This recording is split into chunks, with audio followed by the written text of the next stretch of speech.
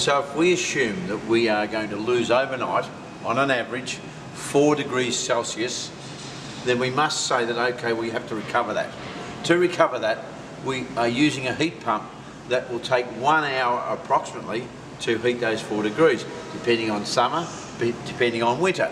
So, once we've established that, that only draws 5 amps per hour to actually run the heat pump. That then coincides with your kilowatt per hour rating, and let's assume right at this point on our chart that we are going to show you that it is 25 cents per kilowatt per hour. So if we want to have a quick look here, we have a live spa running right now as we speak, and we have a computer system. Now, just to reiterate what the computer system does is we have a live test. We can test this computer per the equipment that is running in this spa to make sure it is all serviceability, everything is good. Once we do that, we hook it up onto a screen and we can basically say this is a live running spa and this is exactly how much it's going to cost you. So looking at our screen here, we have our temperature sitting at 32.6 degrees Celsius. That is your LCD water temperature in the spa that's going at the moment. It's set on auto, the heater is on and the sanitizer on. So we have the heat pump working, the Vary drive working, and that is giving us the temperature that we want. It has a set temperature at 38.5 or 8 degrees. As we can see the heater there. We then go across and see the power usage at 245 volts, 4.5 amps. Now it's interesting that 4.5 amps is being only used. The fact being is that normal electric heating would be up around the 24-25 amps. So this is where the Vary drive and the heat pump combination come into their own. So going down a little bit further, this is all a bit of techo stuff, I won't go into that, but it's showing what type of model it is, the SV3 series. We see that we have the operation cost estimation and the power usage per kilowatt hour, operations per day, hours per day is 1 hour. So we've set this at 1 hour, we're looking at dollars per kilowatt hour is at 0.15 in the off peak and the peak is 0.25. So if we go to the maximum costing, bearing in mind that the Vary drive will run for 4 hours, but the heater will only run for 1, so we will cover that shortly. But it's a 1 hour operation. You look at a daily cost of 27.4 degrees, and a monthly cost of $8.34, and an annual cost of $100. Now this is a huge saving as opposed to what you would normally get in electric heating on a conventional system. Okay, we'll just change the scenario a little bit. We'll take out the heat pump. We'll won't operate the heat pump and we'll just have the Vary drive 80 running. So if we look at the chart again, the temperature will stay the same, our rating will change, but our amperage also will change. So we're looking at 0.6 of an amp for that pump to pump 200 litres per minute, 147 watts, which is very, very cheap. If we go down to the off peak, we'll look at 15 cents, which is about right on most areas, 8 cents per day at 4 hours. So we're saying we'll run the Vary drive at 4 hours, the heat pump at 1 hour.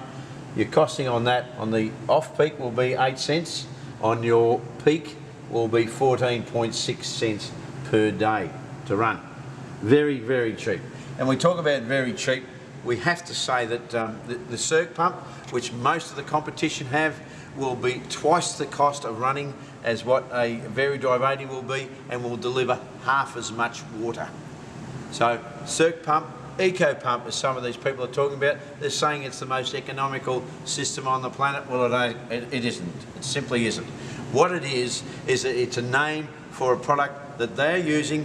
We are actually showing facts on this particular product, the Vary drive 80, in conjunction with the heat pump, in conjunction with our whole SpaNet system, is got to be the #1 most economical spa pool in the world. Just to give you a simple idea on the heat pumps and what we use, the size, how quiet they are. We've actually got one running right here, right now. Now this is our 5.5 kilowatt model. We have got it going. As you can see, it's throwing this little bit of plastic on there. Running at 50 decibels. It's very, very quiet. So that's all you're feeling. So we're getting cool air coming out of here. Okay, and we're drawing on the other side of that, we're drawing the ambient temperature, converting it into the cool air. Simply speaking, this is the size that we're looking at for a heat pump. And this is how simple the hookup is. So we have an in and an out pipe, we have a power supply, and we have a data cable, all going back to the control box. Now the beauty of this particular unit is it is fully integrated. Being fully integrated means there's no power hookup to this unit at all. All the power is supplied via our control box. Now there are generic heat pumps around on the marketplace. The generic heat pumps, you have to get a power supply from the control box, disconnect the electric heater. This system, you don't have to disconnect the electric heater.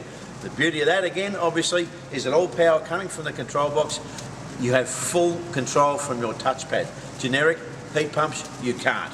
You hook up from the electric heater, you take out the electric heater, and you then have to dial on a dial down on your heat pump, and that then gives you not as much freedom.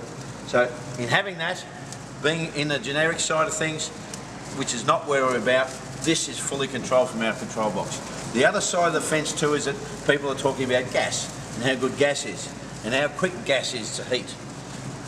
Now the beauty about gas is that yes, it got more heating, can be quicker, but if you let it cool down as what they instruct you to do, then therefore you have to wait for that unit to actually heat the spa up.